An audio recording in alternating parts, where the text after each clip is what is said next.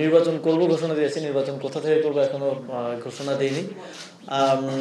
তবে আমরা শুধু আমরা দুইজন ছাত্র উপদেষ্টা না, আরও যারা সরকারের বিভিন্নভাবে জড়িত আছেন, আরও কেউ কেউ নির্বাচন করবেন এমন কথাও আছে।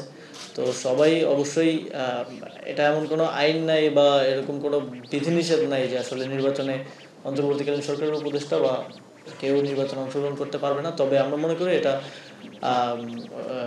স্বার্থের সংঘাত ঘটায় এই পদে থেকে নির্বাচন করা। এই নীতিগত জায়গা থেকে আমরা মনে করি যে বা যারাই নির্বাচনে অংশগ্রহণ করবে তাদেরকে অবশ্যই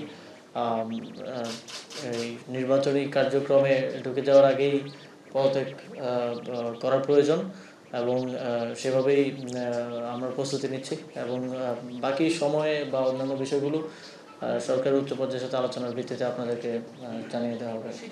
আর কোনো কিছুই তো এখনো ফাইনাল হয়নি, ডেটও ফাইনাল হয়নি, শিডিউল ঘোষণা, তো সব কিছু ফাইনাল হোক আস্তে ধীরে।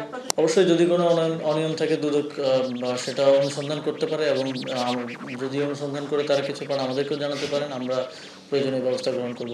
রাজনৈতিক বিষয়ে এখন কোনো মন্তব্য না করাই ভালো। আপনাদের সাথে কথা হবে রাজনৈতিক বিষয়ে মন্তব্য করব না। কালবেলা তো আমি কোনো কিছু বলি নাই বা আমি এ বিষয়ে এখন কিছু বলছিও না, কারণ আমি মনে করছি যে এখন রাজনৈতিক বিষয়ে কোনো বক্তব্য দেওয়াটা উচিত হবে না। আমি যথাসময়ে আপনাদেরকে জানাবো, আপনারা খুব দ্রুতই জানতে পারবেন।